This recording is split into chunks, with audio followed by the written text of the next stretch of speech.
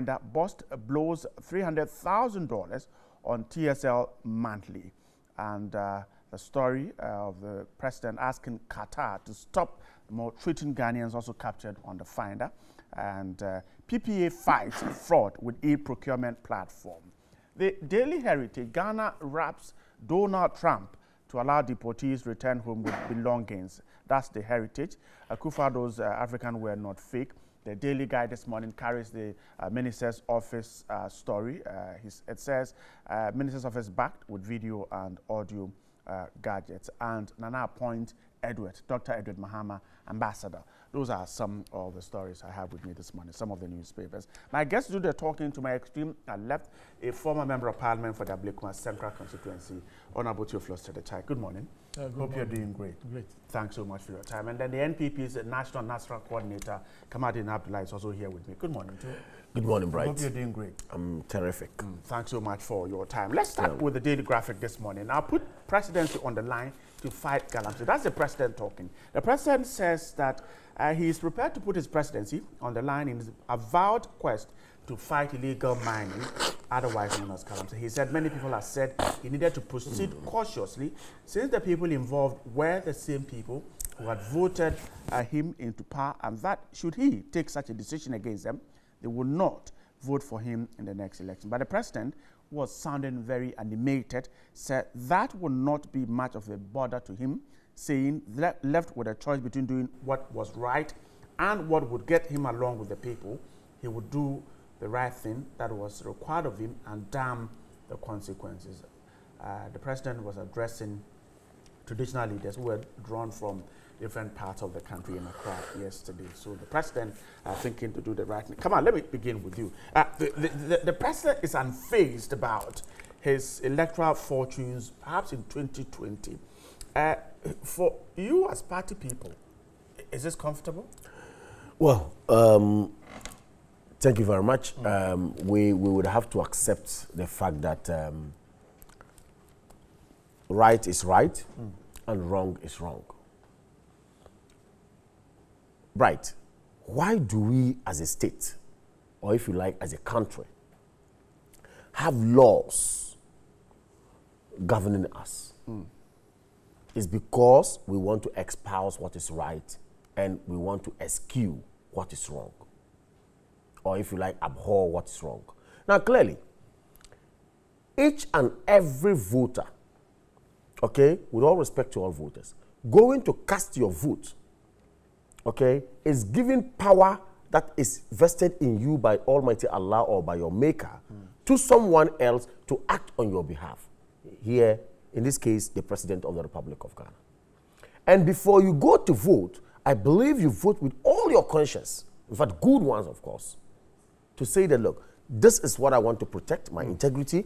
This is what I want to protect, my wealth. This is what I want to protect, my security, and everything. Now the person is giving that. The next moment he wants to act on what is going to affect or what is likely going to affect your well-being as someone who voted for him. Then you go like, no, let me blackmail him by saying that if you go that way, I am not going to vote for you the next time. Bright, not to sound arrogant this morning, not to sound, if you like, disrespectful this morning, but truth is truth. Our opponents, that's where sometimes the problem comes. The party will damn the consequences? You see, that's why I said right is right and wrong is wrong. But you see, our opponents sometimes, or if we are also in opposition, this is what happens to us. We've always spoken about polarizing every situation that we find ourselves in, and that's a problem.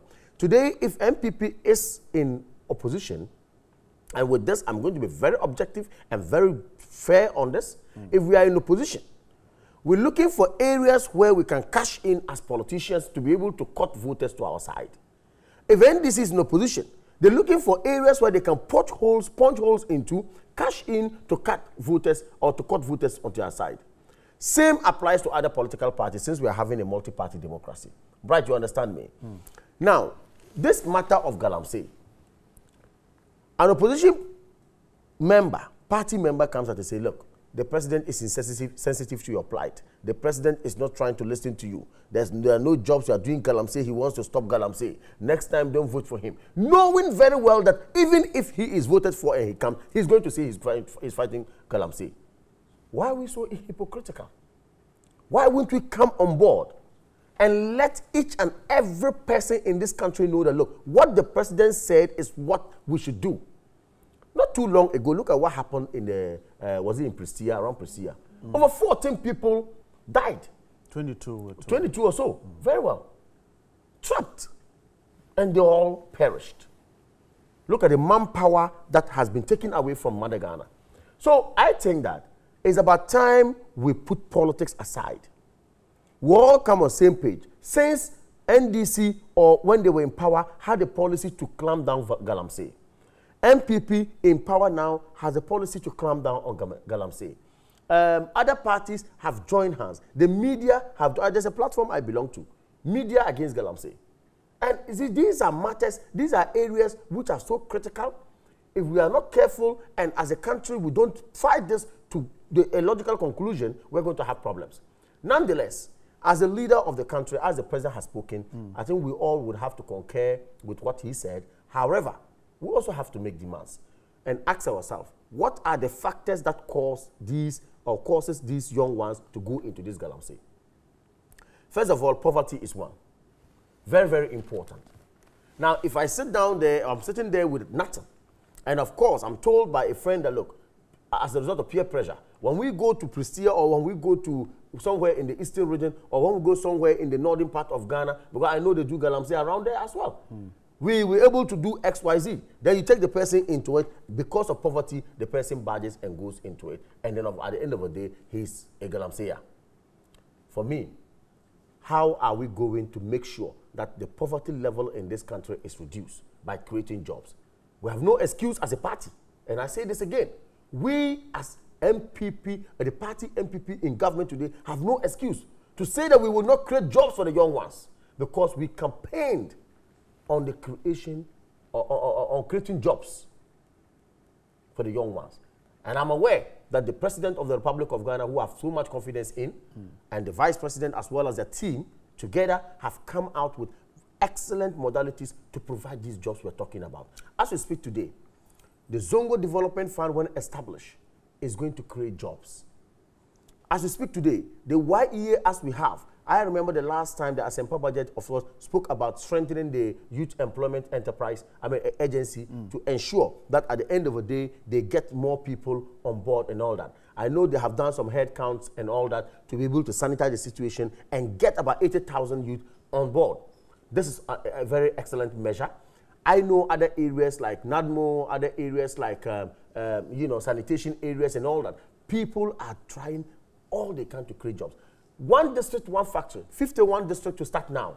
Of course, jobs will be created. So all I will say is that let's appeal to the young ones. Let's be patient a bit. We know poverty is what pushes us into this. So they should get out of it. Get out of it. And wait for... And wait a little, for a while. For the president to act. And that the party will be solidly behind him. Well, we are solidly behind the president. And of course, I believe that my brother in the NDC would not say he's against the comments of the president. Trust me, once it's proper and it's going to help us, let's find out. Nobody is stopping mining. Look, I read a piece about Tanzania. They were so much into this Galamsey. At a point, they got, how are we going to go about it? They went into it, looked at it critically, and came into small-scale mining, went into medium-scale mining, and then large-scale mining. Look at how they were going to streamline the entire, mining process. And today, they are good to go. We can easily do the same. All right. Kamala, I'm grateful. Honorable Tetetai, if we can cast our mind back to the Fourth Republican journey, where presidents have said one thing and on getting to an election year had said something else. And I remember what happened to Mr. Kufuor when there were calls for him to reduce fuel prices. He did not do it until his last days in office.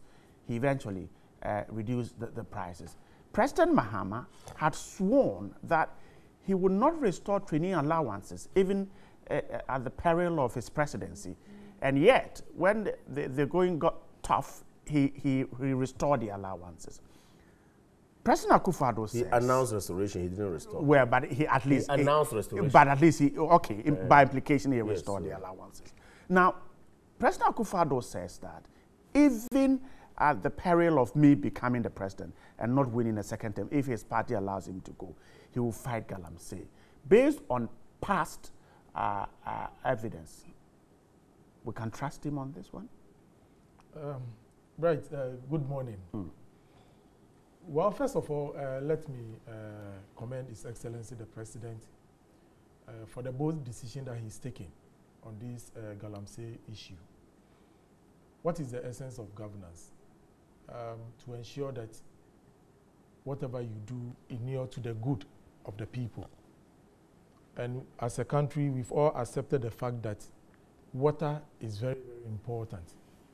And for this Galamsey to be destroying our water bodies, yes, we need to take that bold decision.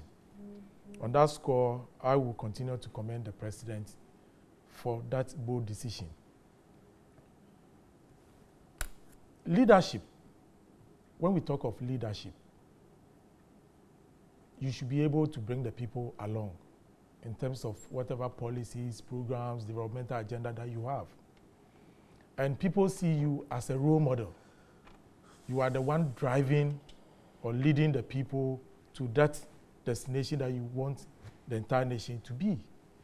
And so, therefore, decisions that will inure to the benefit of the people, you need to stand firm. Ghana as a country over the years, we've not been able to move on as fast as we want to, simply because leaders have not taken that bold decisions that will ensure that we move at a pace that will inure to our benefit. So for me, it is a very good step that he's taking. As you rightly said, over the years, various leaders have taken certain decisions.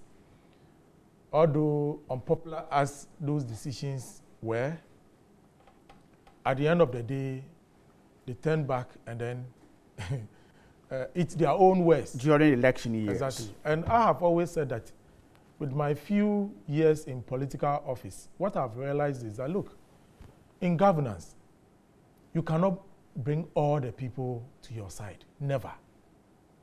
But then, whatever decisions that you take should be decisions that will bring majority of the people along.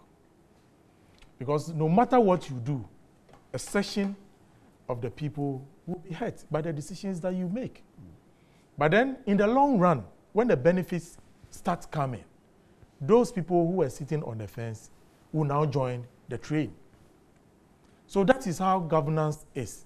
And once you are a leader, you should have these things on your fingertips. So that decisions that you take, you make sure that they are decisions that you've thought through, decisions that at the end of the day will inure to the benefit of the entire country. So for me, I support His Excellency the President in this fight. But as politicians as we are, we need to be careful. Sometimes the things we say, especially when we are on the political campaign platform. Because whatever you tell the people on the platform, they take it as the truth. And when the opportunity comes and you are given that office, they expect that what you told them will see the light of day. So you don't say a different thing during the campaign when maybe you are within that set or groupings. And then when you now have the nod, you turn around to say another thing. But as leaders, yes, we can make mistakes. But what you need to do is to apologize to the people and tell them, yes, I said this on the political campaign platform. But today in office, I have realized that that decision that I made on the political platform will not inure to our benefit. What is your point here? And so therefore, this is the way forward. I'm talking in general as politicians.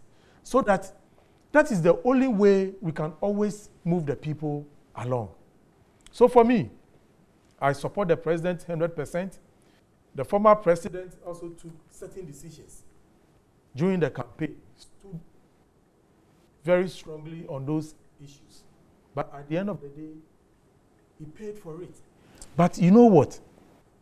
Today, those same things that he talked about are still headache for the current government.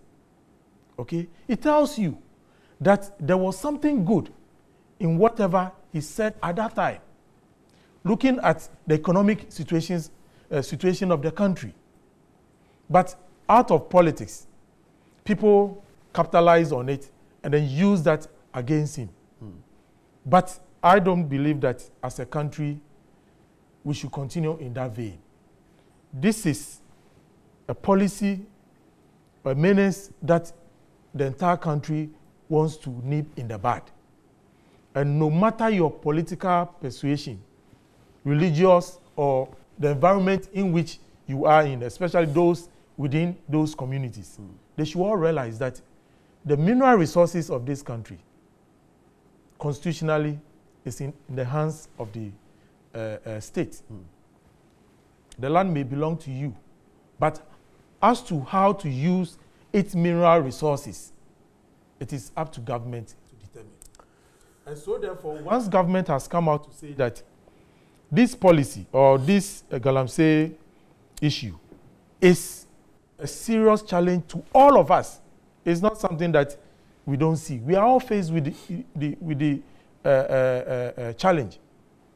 We should all accept it and then work together with the president to ensure that by 2020, when we have the next elections, it is not going to be a campaign issue. I see. Come on, I put the question to you as to if the party is behind the president, because in some situations, and this is not new, we've seen the president of the republic takes a certain stance on it, and yet his party disagrees with him because they on the ground know that if that decision is put into being, they'll lose votes. You see, like I said earlier on, I'm speaking with the greatest of respect to the voter of this country. And I'm speaking in all humility, not to appear arrogant. Nonetheless, the major reason why we choose leaders is to have good governance. That is the fundamental reason. We cannot change it. Whether or not the party I belong to, being MPP and big party, is in government, will support the call by the president to fight or to clamp down on Galamsey. Trust me, I will say this without any equivocation, that the president of the Republic of Ghana is assured of the party's support and is going to make sure that indeed, as a party, we are going to make sure that we push hard for him to succeed on this agenda. You know why? Or you know what we can do? Excellent piece of communication to the people on the ground. Reach out to the people. Get them involved. I professed a solution earlier on when I said that, look, Tanzania had a model, they've come out of it, and it's excellent there. We could also do same. We are not stopping mining, for God's sake. The president has not said anywhere that mining is going to stop. No. We are only saying that the illegal or the illicit way of carrying out mining in this country is what we should nip in the bud. It's what we should stop. Because it's killing us, it's destroying our water bodies. It's sad. So you go to somewhere and they can't even get water to drink now. And they know that. Now, yet we sit down and lament. When the problem comes, we say, Abai Bejiye, government, come and help us out. You understand? In our government, all these things, we call on government to come help us or assist us. At the end of the day, we are the same cause to this our problem. So for me, I will say we are pledging the party support. We are for the party. And we, of course, will support the president to succeed in this. My brother, on the other divide, the NDC, I believe he's here in his capacity as a communicator for the NDC, has said it clear that they are ready to support the president. And I cited the media also coming out to do some of these things. Why can't we, as a nation, now start to rally on behind what is right, so that at the end of the day, we will all benefit? Remember, my good brother, none of us here is going to be on this earth permanently. We have a limit we can go. And are you telling me that the future generation coming up, or the young ones coming up, we shouldn't leave a good legacy for them? So who will crack the whip at what time? Okay. The President of the Republic of Ghana has indicated, Nanado, God bless you, wherever you are. He has indicated he will crack the whip and he will make sure that he becomes solid. You have the story of Singapore. You know Singapore, how it started? Yes. The gentleman, look, went against all odds. Today, Singapore is a place you get to and you can't even just spit. But if we trace our history back to the Fourth Republic, yes, we can identify indecision on the part of our leaders that has left us where we are. So must we continue on that tangent? Well, that's the point. We must not continue on that tangent. Get on about you must change at the point. He's calling for a change at this point. Yeah. I've always asked His Excellency the President to show leadership to this nation. What do you mean to show leadership? Exactly what he's come out with today. To say that I put my presidency on. No, he's always showed leadership. He's always showed leadership. Please allow me. No, I'm allowing you, but just that I don't want you to say. There are areas that. Okay, that's fine. But he's always showed leadership. Well, excellent. We should always continuously remind the president. Good, that's okay. That he should continuously show leadership. That is the essence of his presence at the Flagstaff House. To lead the people. So leadership is of essence. The president indicated to all of us that on this Galamsey issue, he has had several calls, discussions with party faithfuls, people in other authority, about maybe the implication of this fight. Right. That all of us are fighting to ensure that this thing is nipped in the bud. Okay? Those are the things that if you are a leader and you are not able to take that bold decision, you will fall. Because the pressures will come. There are political groupings involved in this thing. They've contributed to the success of the party. And so therefore, today, if the decision is that you cannot partake in this business, definitely they'll be fighting you. And they will create problems for you, make governance very difficult, especially you looking at the fact that you still want to lead. So those are the pressures. And it takes somebody with that quality leadership style to be able to withstand those pressures. So I'm saying that His Excellency the President should always continue to show that leadership that all of us want him to show. If he wants to go for a second term and get into the end of the second term where we'll run into election, and the people are asking that, hey, we were in our business and you kicked us out of our business, and now you're asking us to vote for you, but you think that it won't push the politician to cave into these decisions and perhaps allow things to go the same way?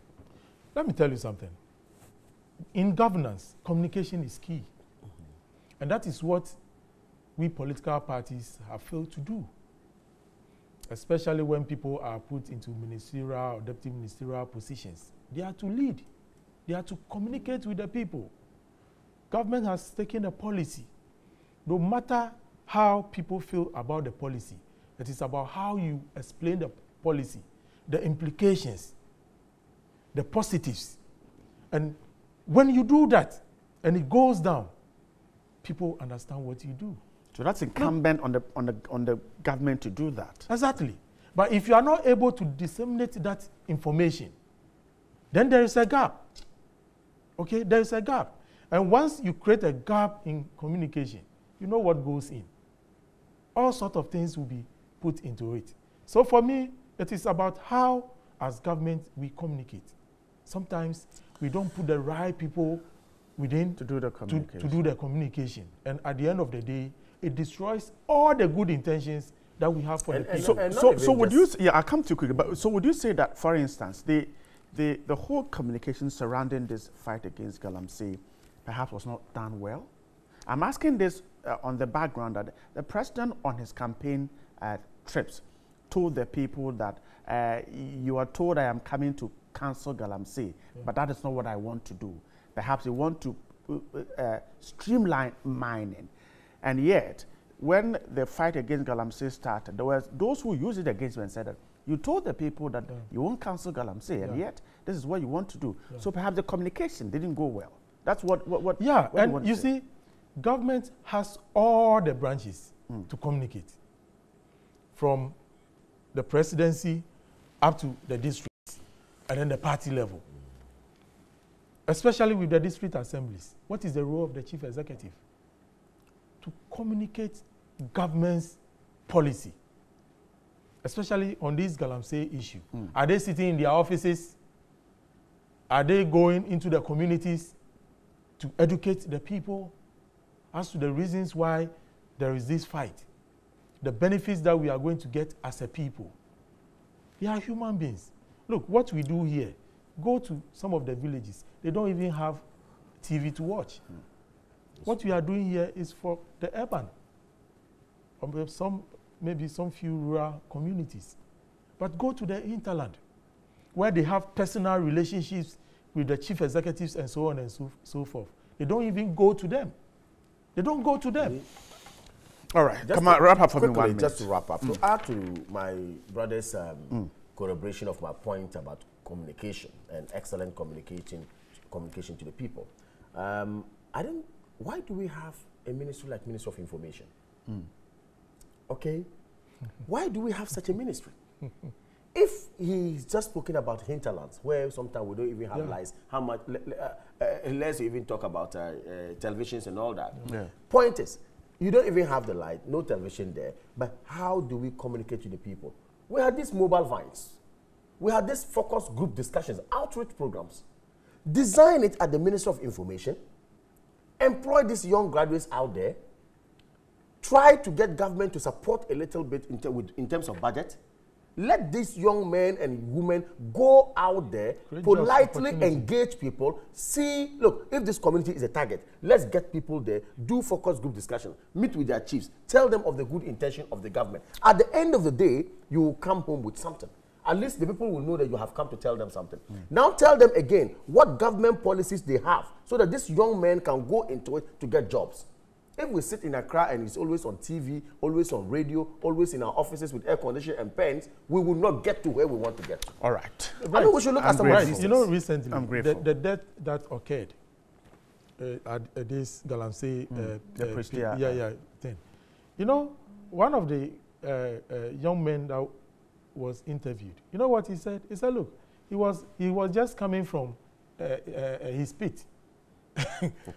When the incident happened? When he heard that something has happened. So he came to us. Not even moved by it. They don't even know what is happening. So they are still doing it.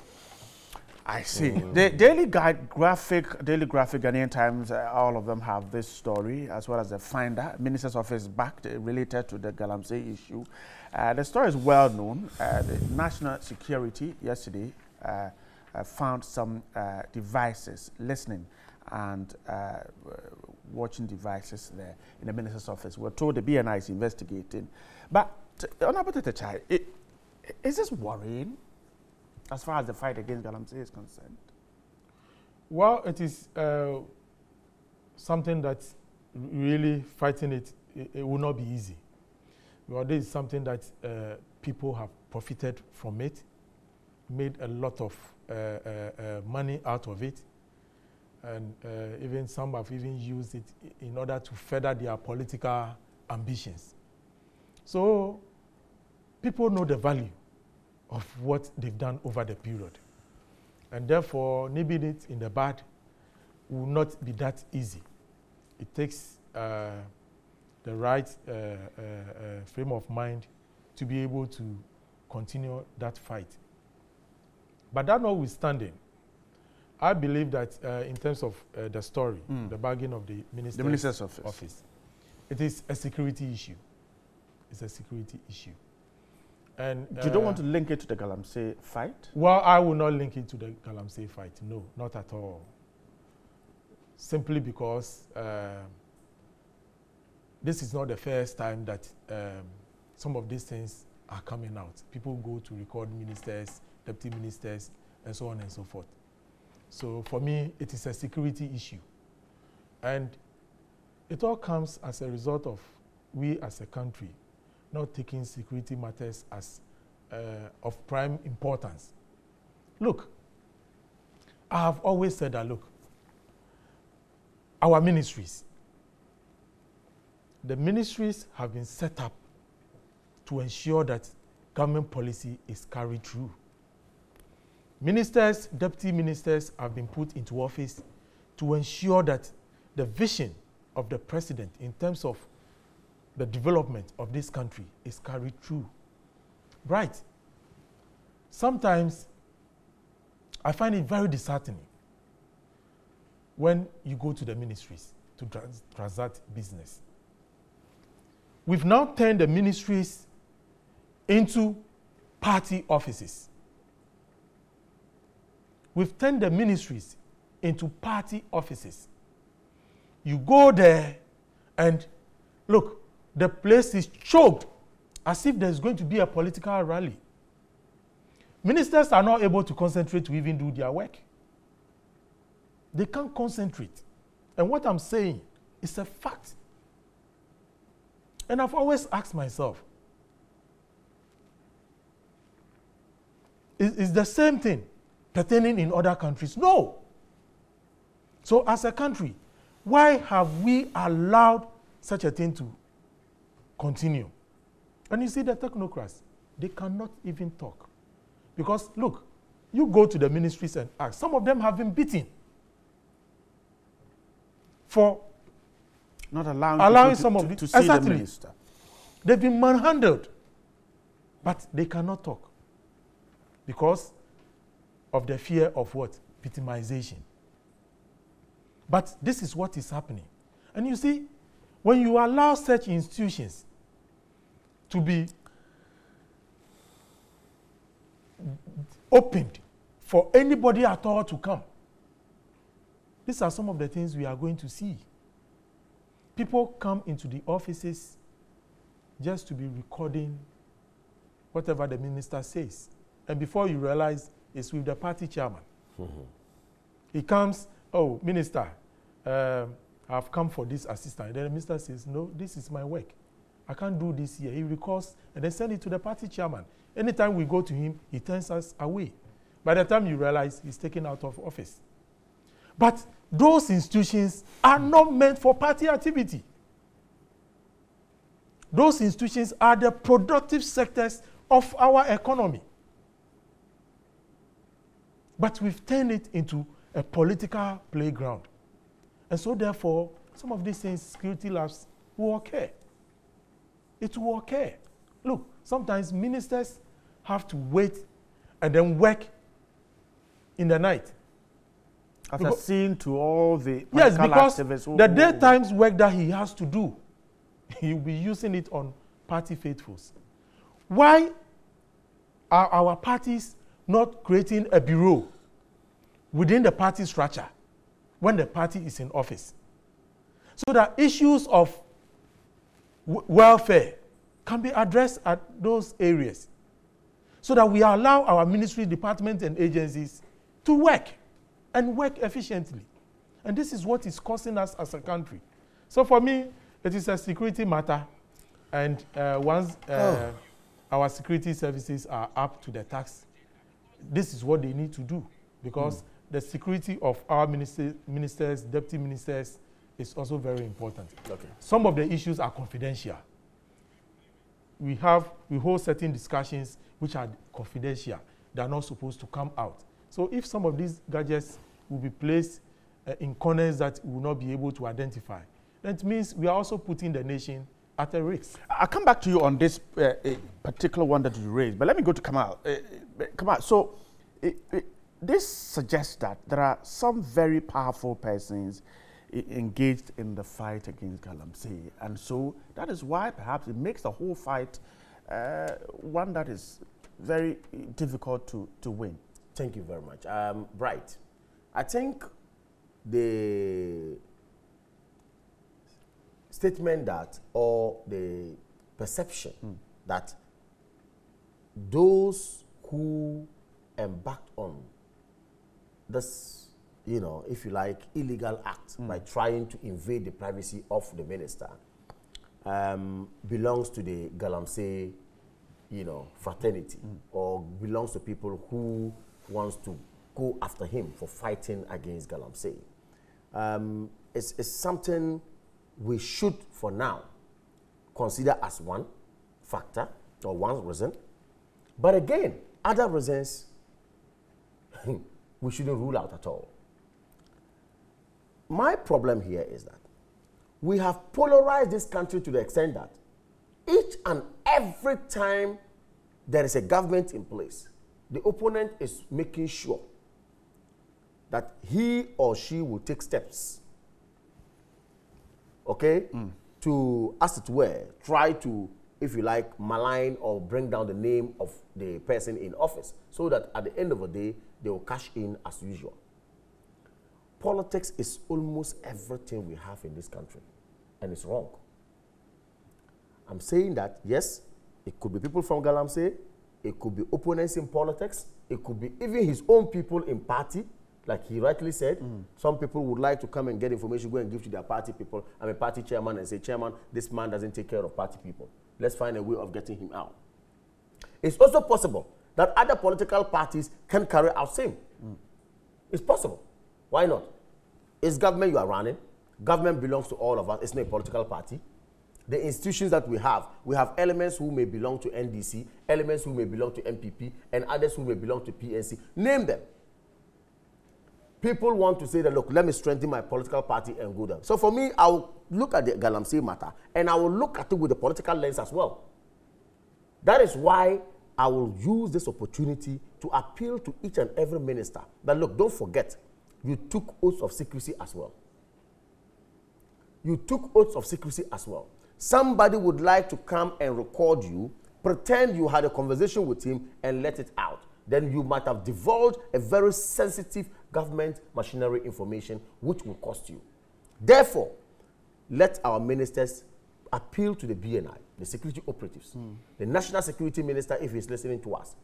This sweeping exercise must be done routinely, so that at the end of the day, they'll be safe. We've had series of these recordings in our system. It's not new. Yeah. It's not new. We've had them. With malice, people do them.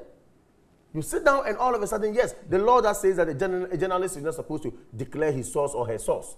Then journalist comes out and says, I have this source, and plays the tip, I will not declare my source. My source is what I'm holding. Some people hide under that and try to do things that are untoward in society. So for me, I think we should take this matter seriously. We shouldn't joke with it. We thank God that at least at the end of the day, people have been able, this has been discovered, and we must commend the BNI for the job that, a job well done. But for the BNI, if they hadn't gone in to do the sweeping exercise and all that, we would not have known that this was going on. Again, these were powerful gadgets with the capacity of picking about 35 feet whispering, as it were, distance. When you are at about 35 feet distance and you whisper to someone, that device can pick it up. It tells you how powerful they are. But once again, thorough investigation is needed. Thorough investigation is needed. And please, let me sound a little bit political because we are not there yet. I'm speaking against polarization, but in this call, on this call, I need to be a bit. No, let me do it. I'll tell you why. We are not there yet because I'm saying that, look, as we are embarking on a journey to make sure our democracy is entrenched, it's strong, we will have to, as it were, sometimes bend the rules a little. Why do I have to say we have to bend the rules a little? If I belong to political party A, and we are voted into power, please, I beg you, let the officers who are close to you, for where we are today, because we can't trust the system, let the officers close to you be people you will actually trust, because you have sworn an oath to actually maintain secrecy in governance. And you have also sworn an oath to make sure that good governance is given. Make sure those close to you, I'm not saying that just say MPP people alone come and work. That's not what I'm saying. However, I must have trusted people. Even the president has trusted people. So if there's someone around you that you don't trust, you have to take him or her. You see, yes, of course, what I'm saying is that if I know that this person is by me, and that person being by me, of course, this investigation will unravel this anyway. But if this person is by me and I think that, look, I'm not comfortable, I'm not okay, I cannot work well, I cannot do it. I'm not saying just go out there and keep sacking people. That's not what I'm saying. But at least 2, 3, 4 people who have access to your office. These are people who should be close to you. That's what the point I'm making. 2, 3 people close to you in your office are people you can trust and you can vouch for. That's the point I'm making. And if you don't do this, then you let it open. Then, of course, you have yourself to blame. Is it not the same polarization you're talking about? That's what if I am in power and I have to remove the people around me, if you listen to me, I think that they are members of the opposing party. If you listen to me, the democracy that we are seeking to get entrenched, to get more solid, is a journey that we are embarking on to get there. Hitherto, we never even had democracy at all. It was ruled by man. Now, rule for all of us. Now, the point is that time, who could question whether or not you belong to the system or you don't belong to the system? The system does whatever it is. But now, embarking on a journey, you need at least close people to you in the office. I'm not saying I'm going to do anything untoward, but just for you to be alert, to be free and carry out your duty, make sure Kamal is close to me, Abena is close to me, that person is close to me. This can protect actually what we have here, the integrity of the place, get them closer, and then we move on. It is at your own peril to say that, look, let me just go out there, take anybody and let them come. When in fact we haven't gotten to where we understand that state must be first, Ghana must be first. We are on course to get there. But I'm not seeking that, I'm saying that we should do polarization. That's not what I'm saying. So if another party comes to power, that officer has to remove the people who isn't that the norm? Isn't that the norm already? But we are trying to fight it now. What's the norm already? The norm is that when this party comes to power, they move this person here. Look, NDC is culpable, MPP is culpable, each party is culpable. This happens. So for you, but we are departing from it slowly. To say that, look, Ghana belongs to all of us. But in your quest to depart from it slowly, you need to also be cautious. But you started it. Shouldn't you end it? And which one? Which one? You started this issue of removing people in office because your party is in power. Oh, we started it as in MPP started it. Exactly. Oh, really? The journey from 92, that's how it started. When the MPP came to power, we saw people proceeding on leave. And that's how this game started. When the NDC were in power, when they metamorphosed from PNDC to NDC and came, did they bring MPP people in government? No, but we started a democratic journey in 92. When Mr. Rawlings lost power, that is when we heard about proceed on leave. People who were with the previous government being asked to proceed on leave under NPP. And then when the NPP lost, the NPP came in again and also continued. So I'm asking that since you started this whole thing, shouldn't you be the one to stop it? Okay, assuming without admitting that we started it, just yesterday, look at what happened. I'm giving you a flag bearer of another political party is appointed ambassador at large. And you know what that means? Huge. He has the capacity to set. How huge is that? I'm saying he has the capacity to represent Ghana at international. I'm just stating it. I'm stating it. Let's focus on I'll just land now. I'll land, then you come in. He has the capacity to sit in international organizations on behalf of Ghana, on behalf of the President of the Republic of Ghana and Ghana, i.e. European Union, name it, United Nations, if he's sent. He has the capacity to represent this country in any nation sent by the President as an ambassador. Oh, it's huge. Of course, that's the interest of state. That's not what we're discussing. When we sit down here, look, President Kufuor, when he came, if you say that our party started it, I want to disagree. That's why I said, assuming without admitting. No, I'm not. Because I didn't know anything like proceed to leave until Mr. Rawlings left office. That's why I'm saying that. The NPP came into office, asked people to leave. When the NDC returned, they did the same. I'm saying this position is not entirely true. Because President Kufuor, I remember clearly, embarked on what we call all-inclusive government. Okay. And got CPP on board, got PNC on board, got other parties on board. So if you say, or if anyone says somewhere and say, our party actually came to bring about this, let's sack these people and bring our people, I disagree. I am grateful. Because we did not do that. I'm grateful. Come on. This issue is very simple. Why do government officials, when they take power, decide to do some of the things that the NPP is doing today? Like what? Things like You see, it's because we want to perpetuate non-transparency in our dealings. That is one. That's why we sack people around us. Nobody can convince me. That's why we sack people around us. Yes, please, hold on. I'll give you all the opportunity. Allow me. Look, for me, we can only reshuffle people or maybe transfer people if you feel the person is not competent enough. Okay? But aside that, what are the issues? People don't want to be transparent. Because look, as a minister or deputy minister, the only thing you do is to ensure that government's policy is carried through. Okay? There are other issues, like issues of procurement and so on, and that is where the fight begins. That is where the fight begins.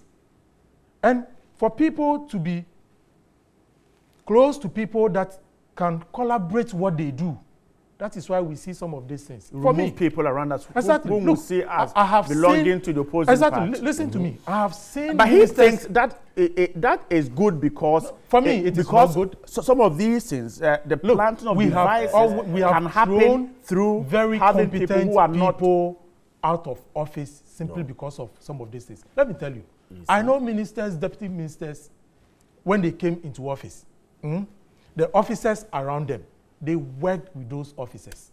At the end of the day, they didn't have any problem. But who planned? Please. No. They were there before they came into office. They worked with them. It didn't change anything. Build trust. Be transparent. That is good governance. But if one wants to do things that are not transparent, that is where, that's please, not true. That is the truth. You will not accept it, but that is the truth. Come on, that is his view. I'll come to you. The law even doesn't tell you that. Are you okay? You have landed. No, okay. he will not allow me because he knows what I'm saying is my brother true. No. He has been a member of parliament. Kamal, look, Honorable Tetecha is simply saying that it is because whoever is in that office want to engage in certain practices, and he is not comfortable with members of the opposing party. A simple question. Not even opposing party. It's because he doesn't trust the people. Honorable Tetecha, if he likes, he can refer to it as a rhetoric question. But I'm asking a simple question. Why do ministers or government appointees take to the oaths of secrecy? You are arguing on the basis. Wait a minute. You are arguing on the basis of transparency. I agree. When you are actually putting up activities that is supposed to inure to our benefit, it should not be shrouded in secrecy. It should be transparent. However, you go to cabinet as a minister and you have classified information given to you. You are supposed to exchange same information with a particular person with a direction. By the direction of cabinet. Then you come down. Then you need to remove everybody from the organization. No, you don't I'm telling you. That particular, you see, we cannot have entire transparency in every system of governance. That is why when you go into the arrangement in UK, it gets to places where you realize that issues bordering national security. Trust me, no matter what happened, nobody can go and pin them to it to say that, look, make it transparent. There are matters that, of course, are classified as well. So my point here I'm making is that I'm not saying come and start stacking everybody, accountant, go. That's not what I'm saying. What I'm saying is that, please, within your circles, your office, you are supposed to have trusted people around you. Like, for example, office. Who are the office? We have the secretary. We have ministers. The secretary. Yeah, of course, if I have my PA and I trust my PA so well, you remove the secretary and put your PA there. Oh no, the point is, I come to meet with someone who is supposed to handle my office and all that. I mean, manage my office. Now, managing my office, then I don't have that, trust in that person. Him or her. You see? So you and get I him or want her to also removed. protect some classified information per the oaths of secrecy I've taken. My brother, you can make sure that you have to take measures to make sure you change that person and get your own person you trust. The civil service isn't looked at with that kind of lens. Exactly. Is that what you're suggesting? Oh, very interesting. I think, you see, I have realized that in every rule we have some exceptions. In every rule, objectively you will have some exceptions. And this objective exception I'm talking about is what I am pushing to get people close to you, being people you trust, and people you can exchange information with to make sure.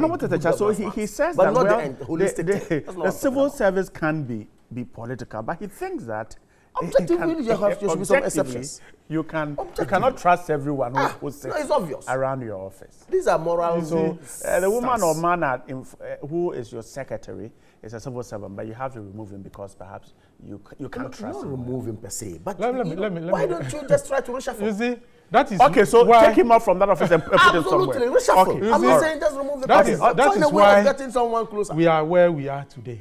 Oh yes. But you remove him and okay, so he goes to sit somewhere. He's actually sitting there being paid by the. No, that's not the issue. No. See, I'm not removing you by not getting you a job to do. I will make sure that I'm not removing you entirely, but I'm going to make sure that at least where you are going, there'll still be work for you to do. But what is essential is that anyone close to you in your office has access to your key, has access to everything, your car and whatever, because of the classified information you have, and you've sworn oath of secrecy to protect. Trust me, you need to handle that. I don't put the check coming. You see, well, for me, let's call a spade, okay? We've used this system to destroy our public service. And as a result, people that we've used our taxpayers' money to train over the period who have rich experience, we've shoved all of them to the background. As I talk to you now, within the ministries, departments, and agencies, chief directors, directors of high repute are being shelved to the background, okay? Dump the experiences that they have over the years. Do you get it? But within that service, there is a hierarchy that they have, where continuously people move along. But politicians, as we are, have decided that we will target our public service and destroy it. And that is what is happening. So today, you go to the public sector, public servants are not able to deliver to their professional capability. Simply because they lack the experience. Not that they lack the experience. Sometimes the advice that they give to we the politicians, we never accept it. Because we think that if we do that, we are going to suffer some political backlash. Okay? But that is what will take us to the promised land. How do we solve this? Yes. Can it ever be?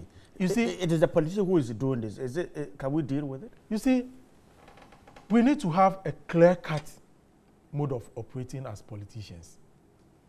Areas that when you win political power, you can touch. And then areas that you cannot touch. But the civil service is one area that you can't touch anybody you see, there. But today, what do we see? So we're flouting the law. That is why I'm saying that we've now descended into that productive sector to destroy it. And let's wait for some time.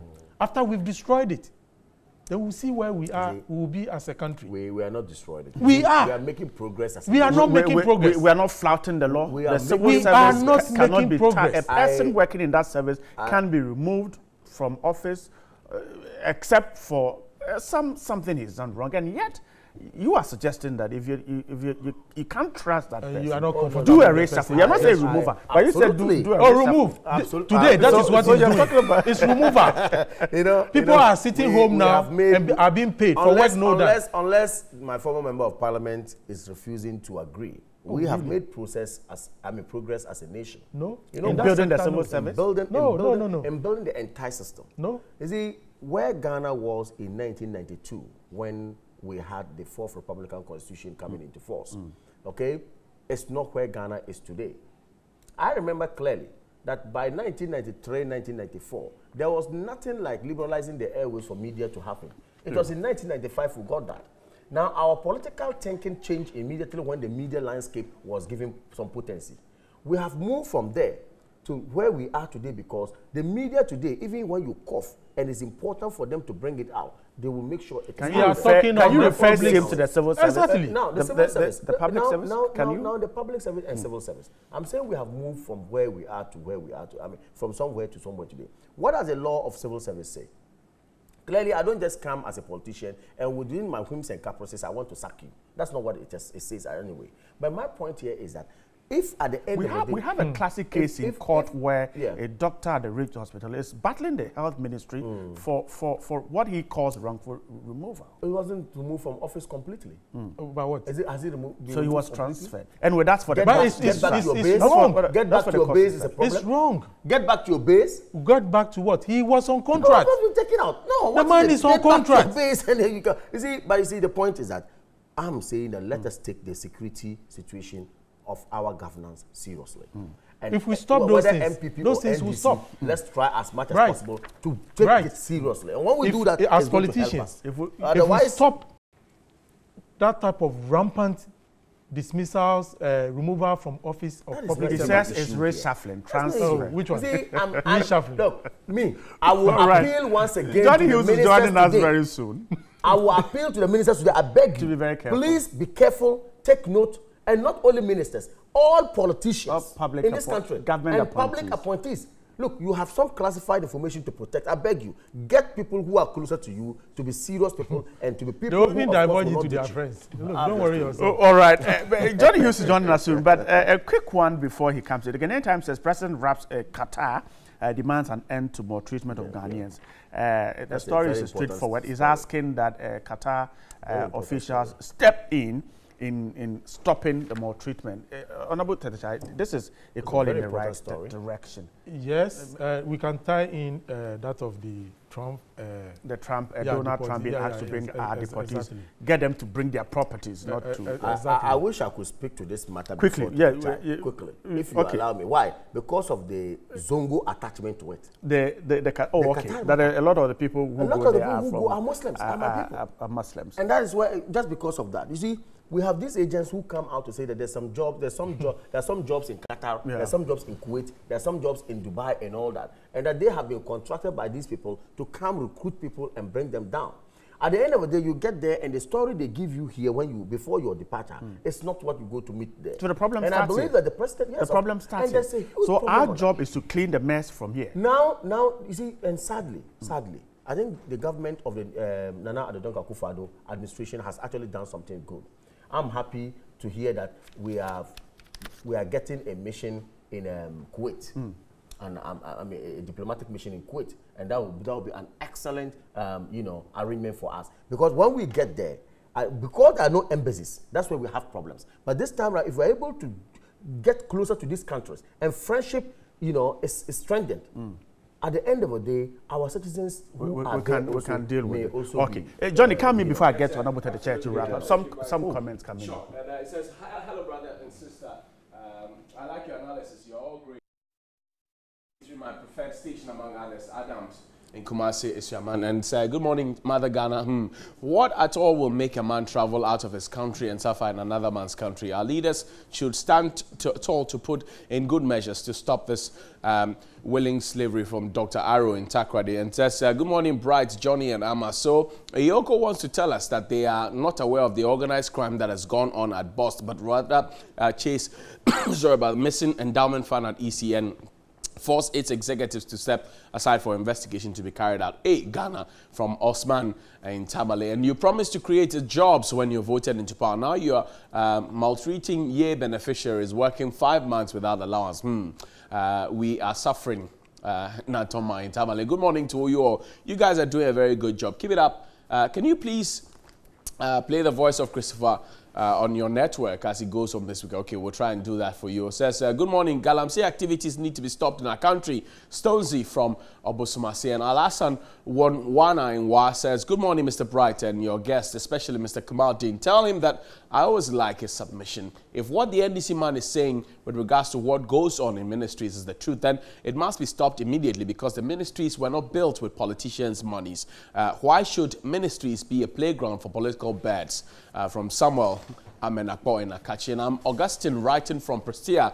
Concerning the fight of illegal mining, the way the government can fight this issue is to go through through education. Holding conferences in Accra will not help this fight. Let the conferences be held in areas where the illegal mining activities are operating. So those youth who are involved in these activities will attend the conferences. Let the president organize a Galamsey conference in Prestia. Let's all fight Galamsey and save our citizens and resources. Good morning to Mother Ghana. What at all is the MPP government telling us Ghanaians? Is Volta really part of Ghana? Can you imagine students going through all this on their way to school? This is happening in Dade v. Copper, near Chito in the Volta region. Please tell Mr. Kamal to stop the plenty talks and tell his government to look around and resolve issues. A.U. Farouk in Tamale says, good morning to you all. Can President Nana Addo fight Galamsey when our beloved country has been governed by Chinese loans and grants? We're waiting to see the Galamsey fight. It's time for the president to redeem his government by paying the teachers arrears that they have assigned Controller and Accountant General Department to move all over the country to check those who have qualified to take the arrears due them from Yakubu in Wale. And good morning, TV3, please. This government has nothing to offer us except lies. Ismaila Horoya Ali Nima Bright. I support Mr. Theophilus Tetechai when he says the president should always show leadership, because apart from the Galamsey issue, the others are areas he needs to look at. Good morning, TV3. Please tell Mr.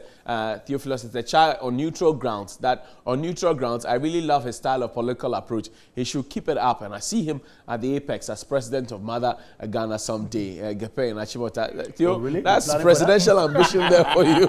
Really? You're planning for that? Excellent submission by all standards from our incoming National Youth Organizer, Honorable Kamal Dean Abdullah. You have shown beyond reasonable doubt that you can lead the youth to the promised land. We adore you, we love you, and we support you from Babs in Tamale. TV3, you guys are dapper dope. Please ask the NDC man where he bought his suits. It's very nice. This Galamsey issue is one of the serious problems GH is facing, and we are supporting Nana and to stop this issue from Bra Richmond stages in Aditome. Machida Udu from Goshegu says, Bright, I always enjoy your Tuesdays shows than any other day. TV3, you're the best. Kamal, I salute you. I guess it's because of Kamal. And maybe finally, good submission by our incoming National Youth Organizer, Kamal Dean. Ghanaians gave the MPP 4-year term and not 6 months. And I believe if all, they will deliver 90% of their promises. Pythagoras theorem sent that one in. So big ups to you, Kamal. All right. Theo, where did you buy that suit from? I don't know why we are being pushed to come out with African designs. And someone is pushing for suits under this hot weather. Please, please. Bright is wearing African tie. All right. Okay. I like that. And I will take the time. Wrap up for me briefly on the I'm being jealous. Just 1 minute. Just 1 minute. Yeah. I've run out of time. You know, the problems is within. The problems are within. What happens outside is coming from an external source. But then we have institutions that license some of these companies to be transporting people into some such. also illegal. Exactly. And we've been told that a lot of them are illegal organizations that are doing some of these things. But even the legal ones, who monitors what they do? Look, personally, I've had the trouble to talk to some of these guys going to Kuwait and so on and so forth at the airport. Look, if you get to the airport and you see our immigration officers advising some of our young ones, you will not believe it. Okay. They will not take it. All right. And if you see those that are being brought back, and then the conditions in which they are, It's sad. it's very, very All sad. right. Honorable Chief So Justice, for I'm me, grateful. We need to work. But I think we should get machines I in am place. grateful. Try our best. Exactly. It's difficult, I am but grateful. try. Honorable Chief Tetechai is a former member of parliament for the Ablekuma Central constituency. Grateful for your Tuesday morning. Yeah.